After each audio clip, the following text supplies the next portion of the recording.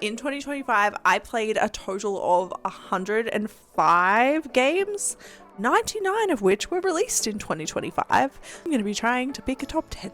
This was so hard. Okay, coming in at number 7. Number 7 seems too low for this game.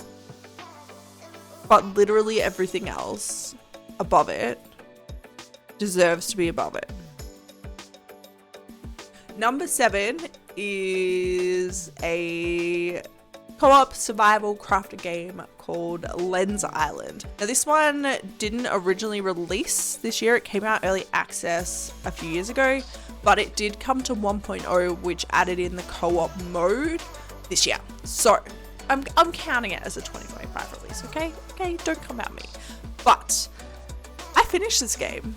I finished it with my husband. We played the absolute crap out of this game. It was like an everyday kind of game that we got on after work and we played, and I loved it. So Lens Island is kind of a typical co-op survival crafter game. You start on an island with nothing but kind of a basic toolkit, and you need to build a house, you need to find food, you need to get shelter, you need to find other resources, and it's got a lot of like solid but typical aspects in that regards.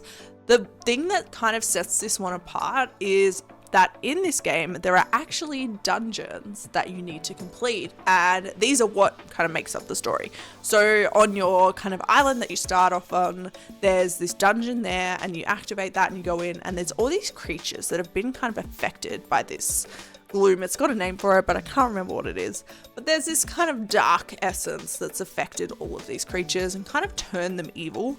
And you have to battle through this dungeon, kill a boss, and then you get a reward at the end. And I think you get to turn something off or you turn something on, and that's kind of what progresses the story usually. Adding the dungeons really adds an extra kind of gameplay loop to the game.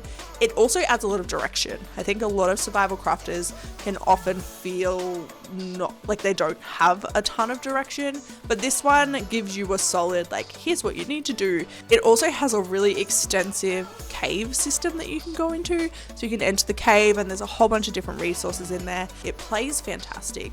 It kind of feels cozy. Like, it doesn't feel like a really like heavy anxiety inducing kind of game. So if you're looking for like a first step into a survival crafter, this is definitely one I would recommend, and one of probably my top co-op game that I've played this year too. So Lens Island is my number 7 pick.